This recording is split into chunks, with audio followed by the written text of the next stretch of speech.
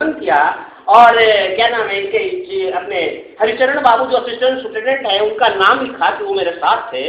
अब जब ये आज निकला और ITI में वो अखबार आता था, वो अखबार में जब देखा जो कि उसी मेले के बारे में यही ज्ञानचंद में था, ये हरिचरण बाबू तमाम बातें हैं।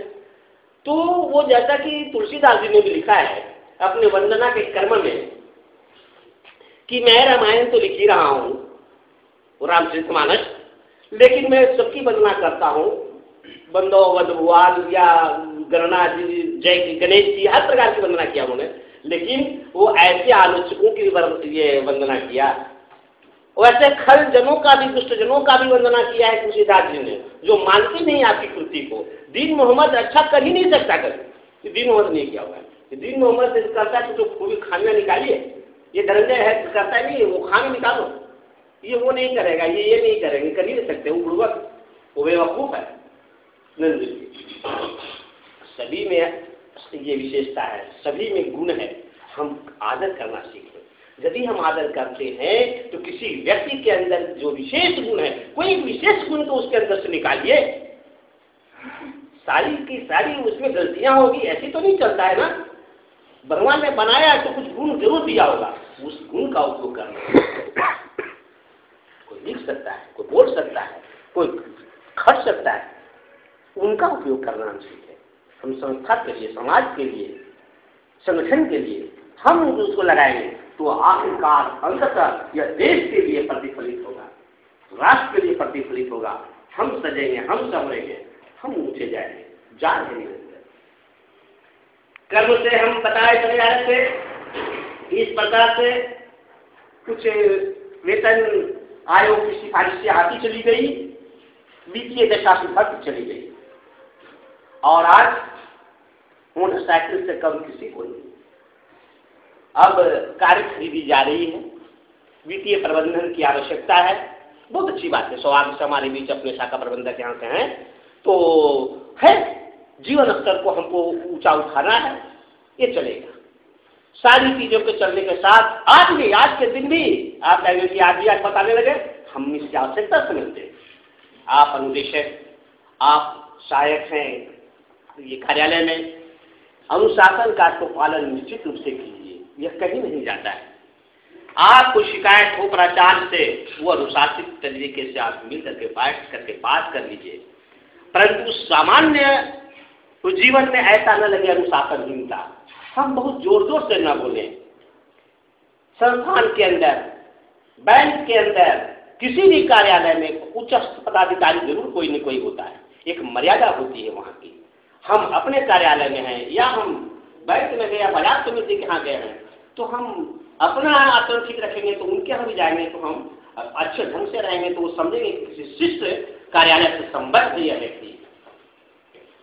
बोलचाल पर नियंत्रण, शिष्ट बात करे, ढंग से बात करे। पदाधिकारी यदि मौजूद हैं कार्यालय में तो हम ऊंचा आवाज में ज्यादा बातें न करें, अच्छा लगता है, बहुत अच्छा लगता है। लेकिन है हम बोलते चले जा रहे हैं, क्या बोल रहे हैं, इस पर नहीं लगा। मैं नहीं कहता हूं कि आप बोलते ही ऐसा है, परंतु यदि गलती से स्वभाव से यदि बोलते हैं तो उस पर नियंत्रण होना चाहिए। दूसरी बातें हैं जो मैं आपको ये एक आखिरी उपदेश करके कर देना चाहता हूं कि जो आप लिखते हैं, लिखने का व्यक्तिगत आवेदन पत्र, अभ्यावेदन, आप मुंह से कुछ भी बोल लीजिए, इसमें तो निहायत ही शिष्टता बरतिए, चूंकि वो लिखित अभिलेख है, लिखित अभिलेख है। छुट्टी का ही दरखास्त देते हैं, सेवान में निवेदन है कि मैं 2 दिन के लिए बाहर जाना चाहता हूं, इसलिए मुझको दीजिए 2 दिन का अवकाश। ऐसा नहीं, इसके उचित कारण लिखाता है, अभिलेख जो है वो मांगता है कारण दीजिए।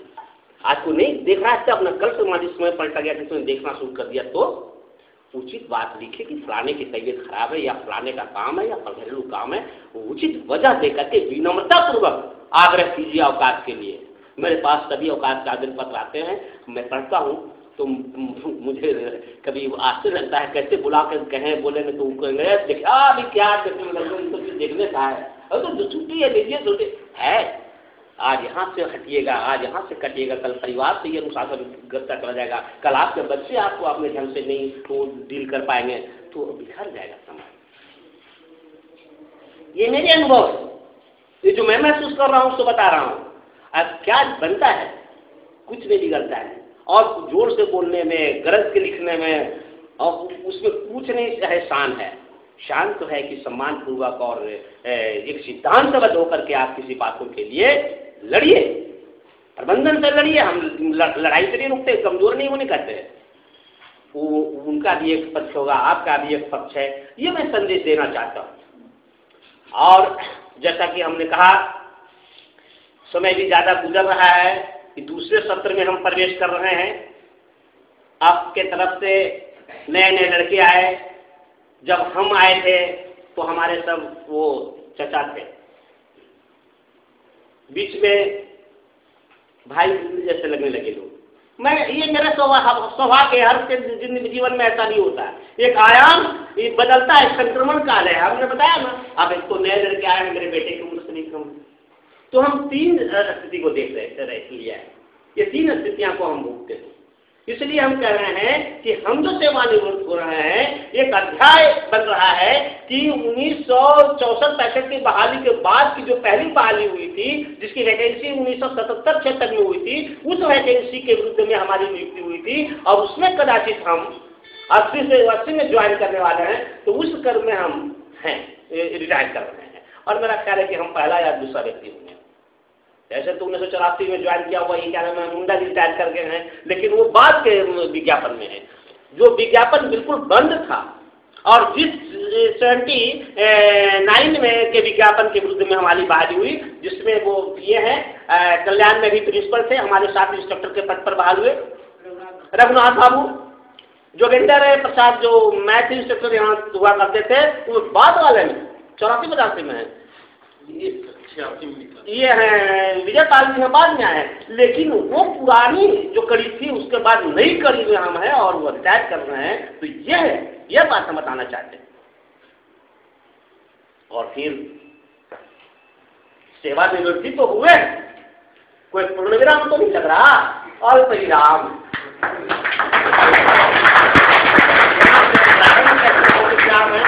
और जो शांति हुए हैं वो कुछ नहीं, हल्का सा है यहाँ तो ना। तो ऐसा है, तो इन सभी चीजों के साथ हम बहुत ही वो कृतज्ञ हैं माननीय शिव जी का कि इतना देर तक उपस्थित कैसे रह गया। मुझे तो नहीं लगा था कि आए और चले जाते, तो लगा हुआ ही, लेकिन है कृतज्ञता ज्ञापित करते हैं। ज्यादा समय नहीं लेंगे। आप सबों का बहुत बहुत धन्यवाद, जो पैशन से धैर्य के साथ यहाँ उपस्थित रह करके आप पूरे कार्यक्रम में अपना खोया नहीं और रहा बैठे, इसके लिए बहुत बहुत धन्यवाद।